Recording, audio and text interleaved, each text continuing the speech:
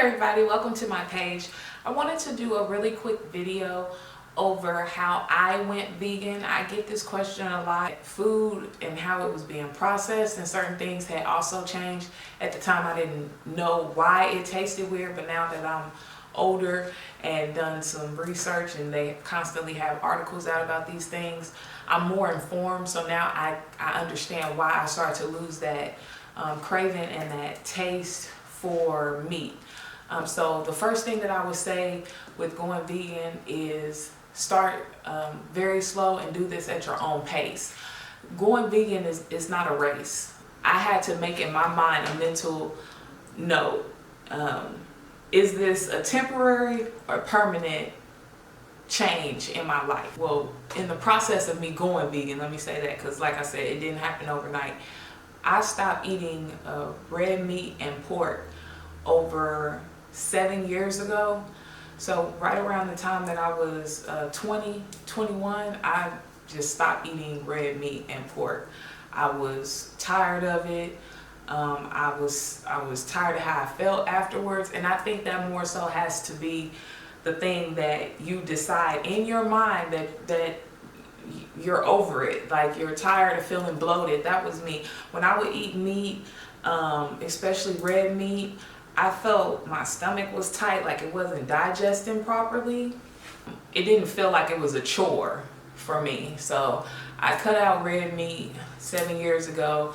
And then about 3 years ago, I cut out the turkey and the chicken. And then after that, a year later, I cut out fish. So it was a process. Now, when it came to the chicken and turkey, of course, I could still get away with Thanksgiving and Christmas dinners by eating turkey. And I soaked those years, that year or two up, that I was able to still do that. But once I stopped,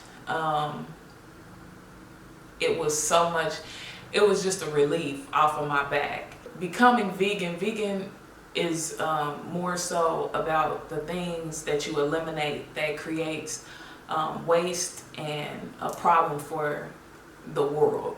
So that's why I more so went vegan. The uncomfortable feeling that I had, and seeing how wasteful we were being, and also seeing how they slaughtered these animals and how some of these animals were sickly and they still got slaughtered. So this is the main focus for me going vegan, was because of everything that I seen out there in this world. Just wasn't, it was uncomfortable for me to continually eat meat. Make sure that you also eliminate processed foods. When I say eliminate processed foods, I mean, do not, if you go into Walmart and you see anything on the inside of those aisles, I guarantee you 9 times out of 10, you probably need to leave it right there. Why? Because it's processed. So if you're going on the outskirts of Walmart, so when you come in, all Walmarts are set up a little bit different, but usually when you first walk in, the produce is right there. Okay, now I know that you cannot get to, everybody cannot get to a Whole Foods, a Trader Joe's, a Nature's Grocer, a Sprouts. I understand that. But if you're gonna shop, if you're going to invest in anything in your life, you invest in your health. You have to go to a grocery store that you know is looking out for your best interest, because their families are eating this food as well. They're grocery shopping here. And a lot of those stores that people go to, Walmart's, Price Choppers, and this is not to say all of them, 100% of them, but if you look in the inner city and places like that, and I'm not going to get in depth with this right now. If you want to talk about this and go further into this, we can make another video and we can discuss that more in detail. But a lot of these inner city grocery stores, they give the oldest, some of the almost expired things to these grocery stores. So when you're talking about fresh food, fresh fruits, fresh vegetables, you need to find you a place that has a more tight hold on what they're giving you. So that's why I suggest if you're going to do any fresh fruit and vegetables, go there to a Sprouts, Trader Joe's, Whole Foods, Nature's Grocers, anywhere that cares more about their food. Now, if you can only get to a Walmart because that's what's in your town, stay on the outskirts of the store, okay? The fresh fruit and vegetables, the frozen vegetables, the frozen fruits, and then if you're trying to stay in the vegetarian world and you're still eating cheese and things like that, once again, I suggest you going to a reputable grocer where you get some good cheese. You know, you're not eating this, who knows when it was packaged, you know, who knows how long it was sitting in the back before it actually got put out into stock. You don't want a grocery store that leaves a bunch of stuff in the back in the cooler. You want a grocery store that has trucks coming in every 2 or 3 days. That's the grocery store you want. So that's just a word to the wise when it comes to grocery shopping and finding food in your local grocery store. Stick to the frozen aisle and the fresh fruits and vegetables, and stay away from the inside of the aisles where all the processed foods, all the MSG, all these dextrose, all these, anything that you turn the package over. Label reading, please read your labels. Okay, that's how I got out of even shopping on the inside of the aisles. Was when I would go down those aisles, I would flip everything over and read it, and it all contained some weird form of either salt, some weird form of gelatin, some weird form of something. And these are all things that you're putting in your body, and you're wondering why you're feeling a certain type of way, or why you're sick, or why it's because of what you are putting in your body. These are chemicals that they're creating in the lab, just like they're creating chemicals, creating pharmaceuticals in the lab, and they only test them on what? Rats. They don't test it on nothing else but rats. And then they'll test it on some people that's willing to risk their life for a couple $1,000s, and if they survive, then they put it out here. Okay, so this ain't no thorough testing. This isn't anything that they really know the side effects of, and won't probably know the side effects of it until 50 years later. You know what I'm saying? When your great grandkids come around, they're gonna know not to eat any of this crap, because it's gonna be studies that show blah blah blah blah blah. But anyway, though, just make sure you stay away from the processed foods, stay away from the fake foods, stay away from foods that have a bunch of words you can't pronounce. If you flip the label over and it's more than 5 or 6 ingredients, put it back. Google's your best friend. I'll be in the middle of the store looking things up, like, what's this? You know, this is how I find out that a lot of things that they're putting in our food is unhealthy. But because they put it on the label and they say, here you go, it's labeled, it's supposed to be okay. Because the average person is not going to read it. So you have to know what you're doing.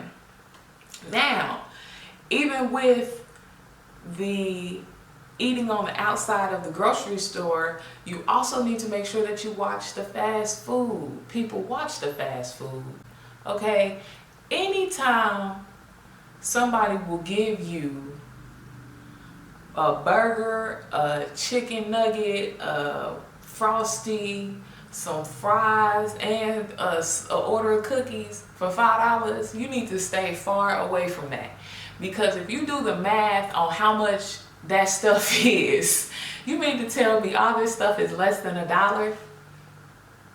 All this stuff is less than $1. Okay? Because you have to pay for the shipping, it getting here. Okay? You didn't have to pay for the workers. So how are they giving this shit to y'all? I mean, how are they giving this to y'all for $5? It don't make sense. You have to do the math on certain things and tell yourself, like, okay, if it don't add up, if they're giving away something, everything that people give away is not good for you. Okay, this is number one. 9 times out of 10, if they're giving something away, it's either old, expired, something to trap you, or is don't fall for the trap, okay? That's all I want y'all to know. Do not fall for the trap. So when you go out here to these restaurants, and don't think, I'm not just talking about the $5 people. I'm not talking about them. I'm also talking about the, I know y'all gonna be mad at me for this, but I'm also talking about the Chick-fil-A people as well.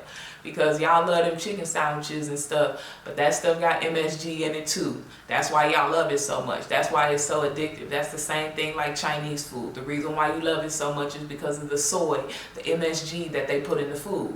My aunt is allergic to this and it will make her swell up. So anytime I've ever gone to a Chinese restaurant, I've always asked them, do y'all have MSG in y'all food? And if y'all do, can y'all take it out? Okay, because the tight feeling, the feeling of, oh, let me take a nap, that's MSG hitting you. A blast of it. You just took a whole plate, a whole styrofoam plate of salt and put it in your body, and you wondering why you sleep over here damn near comatose. It's because of the salt, the MSG. Okay. I've been drinking alkaline water for about 2-3 years now, and I can definitely tell the difference. Now, people like, how do y'all tell the difference from water, blase woo? Okay, when you done drink a certain type of water that actually hydrates you, and you drink a regular bottle of some Nestle, like I can't drink the regular bottle. I know this sounds sedity, I don't care. I can't drink regular Nestle water. I can't drink the Ozarka, all that type of water. It ain't nothing wrong with it. There's nothing wrong with it. But I can't drink it personally because it doesn't hydrate me. And if you've been drinking the night before and you drink a bottle of this, headache gone instantly. I've never had a hangover after I've drunk this water, and you automatically know that you're dehydrated when you've been drinking the night before. So if you've been drinking, this is the water that you need to have. I don't do Gatorade. I haven't drank Gatorade since I was in college because Gatorade has too much salt for me personally.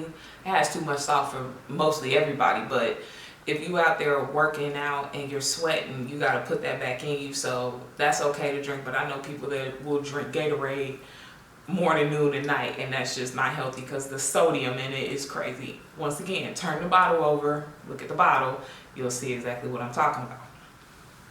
So drink you some good alkaline water, find you some good alkaline water, spend money on your water, fruits, and vegetables.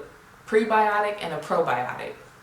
Both of these are going to help with your digestion, and I'm not trying to get all in depth about this, but you need to make sure that your insides are working properly in the morning, if in the evening, depending on how much food intake you're taking in, and at night. Okay, you need to be going to the bathroom with the water that you take in, with the food that you take in. Your body is gonna be processing food how it's supposed to. Okay, not with the problem of the cheese and getting through all of that. Your body is going to be actually able to function with the leafy greens, kale and lettuce and all these other things. This scrubs your intestinal wall.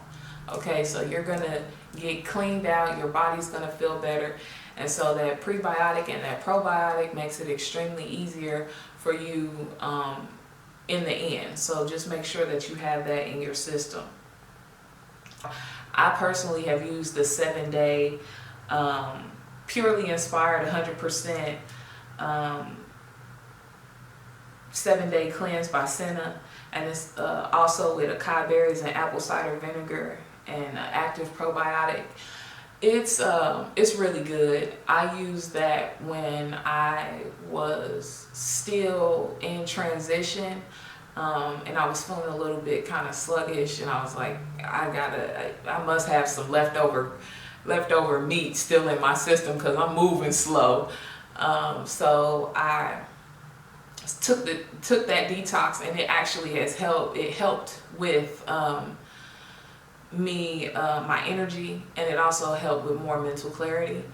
The other thing that I suggest is that you talk to your doctor, because when you do start converting over to going vegan, I don't know if you take a multivitamin or not. I don't know if your doctor has told you, yeah, your vitamin levels are fine, you don't need a multivitamin, but when you do start converting over to being vegan, if you aren't getting in a lot of fruits and vegetables, if you're not getting in a lot of protein from, like, say, your peanuts, chickpeas, almonds, and spinach and all those different types of things, if you're not consuming a whole lot of protein that way, you will start finding yourself a little bit more sluggish and slow. So definitely talk to your doctor. Make sure that your vitamin levels are up to par at all times. You may need to incorporate some B12, that's for energy. And that's only because your body is going to move differently, it's going to react differently, and it's really going to take time. This isn't something that's just going to, once you go vegan, boom, you're going to feel like $1 million. Like, it's going to take time. You're going to have to accept, you know, your body basically going through that detoxification phase where everything is leaving and everything is your body's kind of like, what's happening? So you're going to go through that, you know, but it will get greater later. I will say my face started breaking out. This is just honesty. My face started breaking out. My face, in all the years that I have been growing up, my face had never broke out. I might had a pimple here, a pimple there. My face started breaking out, okay, to the point where I got scared, like, what the heck is going on? But I started to do a regimen, and then, like I said, that detox really helped pull a lot of that out, that probiotic and that prebiotic. I feel like everything that I took was a direct reflection on why my skin has really bounced back from what it was. Even when I did a few of my first videos, I had bad acne, but in the last, I say, 6 months, my face has cleared up, and that's because I eat a salad I'm talking about a big salad every day, fresh carrots, fresh tomatoes, fresh onion, and cucumber, and these are things that I just incorporate in my diet, and it comes naturally to me now. So my hair grows really quickly, really fast. Nails grow fast. At one point I was having to go get my nails done every, like, say 4 weeks, but now I have to get them, I have to be in there after the 3rd week. I have to get in there. So a lot of things have changed, and I've seen a lot of differences since I've gone vegan. So there are some ups that will come later on, but you just have to be able to accept what might happen during that period of time that you're transitioning over. You know, you're gonna have those, this ain't guaranteed by no means. I'm just telling you what happened to me. You might not have breakouts, you know what I'm saying? You might have weird smelling pee or something like that. I mean, anything can happen because your body is getting rid of something that it's been so accustomed to for so many years. It's not a bad thing. You know, if anything crazy happens, like you start having faintness of breath or something like that, yeah, of course go to the doctor. But certain things that's gonna happen, it's due to the fact that your body is just getting rid of those toxins that you've been putting in your body. Now the thing with veganism is that it's a complete 360. It's not just about the food that you're eating, it's also about the products that you're using, you know, about the recycling, about the things that you're doing to help the planet. It's a multitude of things that go along with being a vegan. It's not just, oh, you don't eat meat. Okay, we know vegans don't eat meat, blah, blah, blah, blah, blah. But after I got the diet down and what I will be eating and how to get my meals together, beforehand, that's another thing. Meal prep. Figure out what you're gonna eat the night before. Don't wait until you're dead set hungry and then you're like, oh, I'm just gonna get a burger, it's fast. You know, when you do that, that is you falling back into a system, a weak-minded system. You have to have a stronger mind frame. You have to tell yourself that things that you don't normally do, get out of that lazy mode, okay? As soon as you get out of the laziness and the easiness and the accessibility of it being a McDonald's there or a Burger King there or whatever you like, even if you like to eat high-end things, those high-end things, you do not know what they're putting in your food. Point in case, I ordered a sweet potato and quinoa burger from one of my favorite places, and I literally have to tell them, do not put any butter on my bun, okay? Because even though I tell them I'm vegan, the chef will still put butter on my bun to toast it. So when you're at home, these are things you just wouldn't do, or the butter that you have in there is vegan butter, of course, so you can do that. But when you go to someone else's restaurant, you don't know what they're doing.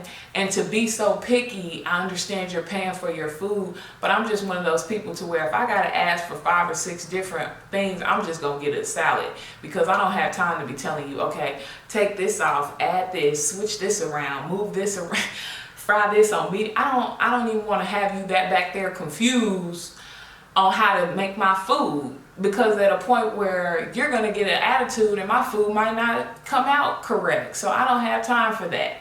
At the end of the day, eat your food at home, cook your food at home, go grocery shopping, know what you're putting in your food, know what you're putting in your body, and you never have to question what is going on. Okay, so just make sure that you keep all these things in mind when you're trying to go vegan. And like I said, once I got the food thing understood and under control, then I started converting over and using different soaps. And I'm gonna do a review over 2 different types of soaps and my views on them. But the next thing that I did was convert over to using all natural soaps, using all natural deodorants without aluminum, making sure that I recycled all these water bottles that I'm using, making sure that I try and, if I see something like trash or whatever, I pick it up. You know, I don't walk past it anymore like I normally would have back in the day when I was young and not really caring about the planet. But if you just see all the waste and everything that we have done to this world, we're destroying ourselves. So as soon as you understand that that piece of trash that you picked up won't end up over here in Garbage Island, you'll have a better outlook on the world, and the world will give you back what you give to it. So I look at life differently. I look at things differently. I try not to be wasteful in anything. I don't take things that I can't use. I'm trying to actually downsize right now as we speak. I want to get rid of a lot of things because I don't want to have unnecessary stuff. And last but not least, I'm then going to transition my clothing over. You know, I'm not going to wear clothing that's not biodegradable. Like if it can't be recycled, I don't want it. Okay, if it's not a way for me to help the planet out later on, I do not want it. I do not want to contribute to it not being a planet in the near future. You know, it's global warming. All these things are real, whether people want to accept it or not. And I'm not about to get into no type of conspiracy theories with people or argue with people about what is real and what's not real. We're seeing the reality of the matter. Places are on fire. Places are getting hit with hurricanes. Places are getting hit with tornadoes. There are things that are happening in this world, and we have to be able to accept and change what we have done because we were the cause of it.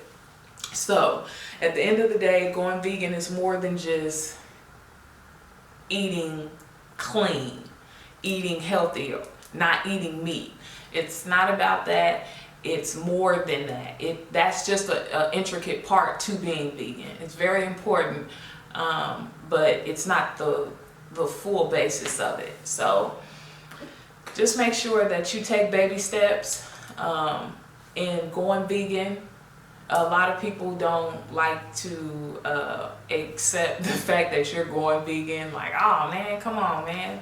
You know, you're not going to necessarily be invited to all the events anymore because you don't eat meat, and people feel like, oh, well, it's not going to be too much on the menu for that person to eat. So, you know, you're going to have to take a step back from hanging out and start hosting things and, you know, having parties where you can have your friends over, because it's not going to be the same world that you once knew. I used to love going out to eat with my family. I used to love dinners, and I used to love when my sister would cook. I still do. I still love those things about those people. But at the same time, I know that I can't partake in it. It's not as fun anymore. So now it's like I'm just pulling up to say hi. And I think that we have to get out of the habit of living to eat and eat to live. And so once you understand that, once you put that in your mind, once you accept that you're not going to be stuffed all the time, like that acceptance period is truly important in going vegan and deciding whatever diet. It doesn't necessarily have to be vegan, vegetarian, whatever it is. I feel like it's something that you just have to be patient with yourself and with other people with, because people are going to try and tempt you. It's food. It's not that, it's not like something explicit is trying to be given to you. It's just food. So the average Joe is going to be like, oh yeah, I'll take a steak. Why not? So just saying no and going grocery shopping, grabbing some really great recipes, and just learning to enjoy food again in its more natural state.